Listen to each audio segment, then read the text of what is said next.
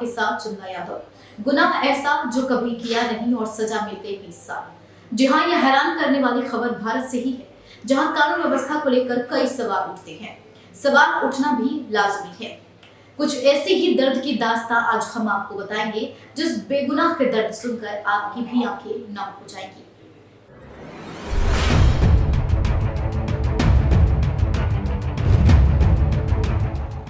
कानून की किताब अक्सर यही कहती है कि 100 गुनहगार छूट जाए मगर किसी बेकसूर को सजा ना हो, लेकिन ललितपुर के विष्णु बेगुनाह होते हुए भी उम्र कैद की सजा काट कर आए हैं।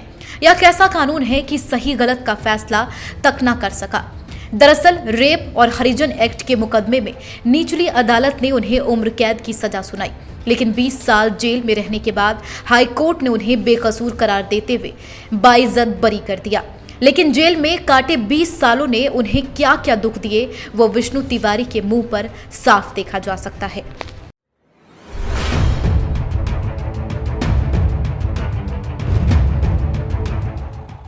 बीस साल जेल काटने के बाद आज विष्णु आजाद है, लेकिन उसका कहना है कि जब कोई जिंदगी बची ही नहीं तो वह जिएगा क्या।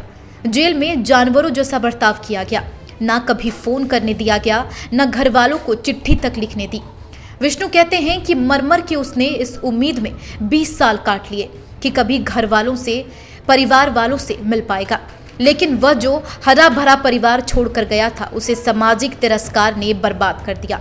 बेटे का जेल जाना माता पिता झेल नहीं पाए और उनकी मौत हो गई। समाज के बुरे बर्ताव की वजह से दोनों भाइयों की हार्ट अटैक से जान चली गई। भाई के छोटे छोटे बच्चे जिन्हें वह पीछे छोड़कर भाग गए थे, अब वही उसका सहारा है। उन्होंने भी अपना जीवन कैसे गुजारा वही जानते हैं।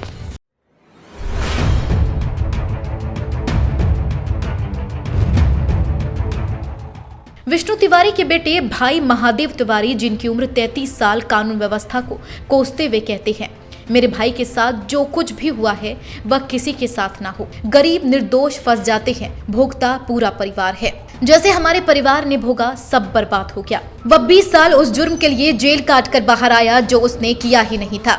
माता पिता और 2 भाइयों की मौत हो गई, उनकी अर्थी को कंधा नहीं दे सका, जमीन बिक गई, पूरा परिवार सड़क पर आ गया। भाई साहब, हमको जब फर्जी फंसाया गया था पैसों के चक्कर में। उनको पैसा मिला था, सरकार से भी पैसा मिला था, दूसरी पार्टियों ने, दूसरे लोग बागों ने उनको पैसा दिया था। कुछ लोग जो हमारे विरोधी थे, ज़मीन जागा के मतलब विरोध में रहते थे, उनने फंसाने की कोशिश करी थी हमें। हम अच्छे कारीगर थे, मतलब ठीक ठाक काम मतलब करते थे। साड़ी की भी बनाई हमने बनारस में, तो मतलब ठीक ठाक सब था हमारा, और हमसे फंसाया गया था केवल पैसों के चक्कर में। और जब से हम 20 साल से मतलब यहीं हैं जेल में, हमारे माँ बाप, हमारे भाई सब ख़त्म हो गए और हम पे कुछ नहीं बचा। तो हमारे वकील सब खा गए। रिकवरी भरी थी ज़मीन बेच के, वो भी पूरे पैसा खा गए, वकील भी, रिकवरी का भी। तो 30% भरने पड़ता है, बता रहे लोग बाग के 3% भरने पड़ता है, लेकिन हमारे पिताजी ऐसे थे सीधे साधे से, उनने पूरा पैसा भर दिया था। और उस टाइम आज 10 लाख की एकड़ नहीं मिलेगी वो ज़मीन, जो हमारी 40,000 की एकड़ बिक गई और बर्बाद हो गए। मकान भी गिरा पड़ा है। विष्णु जी, ये बताइए कि सब मौतें हो गई हमारी, 4 घर में मौतें हो गई, 4 घर में मौतें हो गई। हम तो क्या कर सकें, हम बेकार हो गए, 20 साल में टूट गए। किसने शिकायत शिकवा अपना रोते, कोई सुनने वाला भी नहीं था। 4 दीवारी के अंदर कोई नहीं सुनता। ये तो समझ लो ऐसे काला पानी जैसी जेल है। इसमें कोई ऐसी वो नहीं है कि कोई आदमी सुनने वाला हो, और कोई अंदर मीडिया नहीं जाती कि किसी से अपना दुखड़ा भी रो सको। और न फ़ोन की, हमारा फ़ोन भी नहीं, जब से फ़ोन की व्यवस्था हुई, जब से फ़ोन भी नहीं करवाया गया। फार्म भी हम पे रखा रहा, वो भी हमारा पास नहीं हुआ।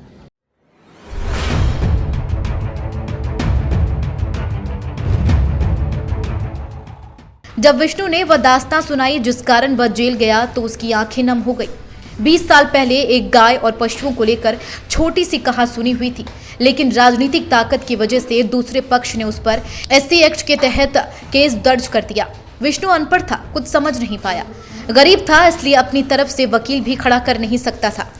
एक दिन कोर्ट ने उसके पक्ष में सरकारी वकील खड़ा कर दिया और उसे आजीवन कारावास की सजा सुना दी।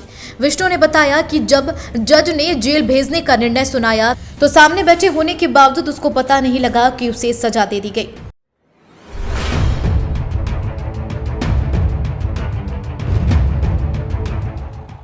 विष्णु ने बताया कि वकीलों ने कहा पैसे दो तो विष्णु की जमानत हो जाएगी।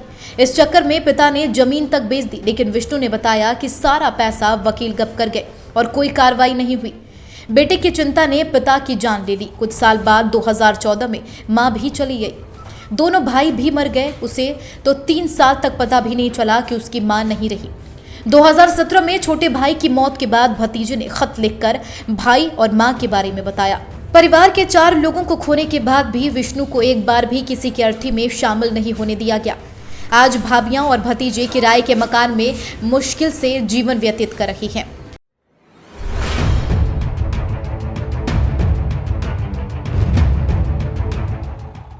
विष्णु का कहना है कि उसका परिवार, मकान, जमीन सब खत्म हो गया। वह सरकार से एक अपील करता है कि उसे दोबारा अपने पैरों पर खड़ा करने में मदद करे।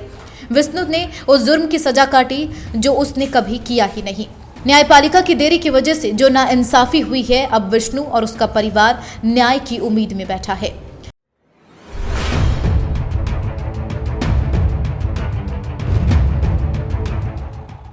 बता दें कि विष्णु तिवारी को 20 साल जेल काटने के दौरान उन्हें एक बार भी जमानत मिली और न ही पैरोल पर छूटे, जबकि कोरोना काल में कई कैदी पैरोल पर छूटकर बाहर आए।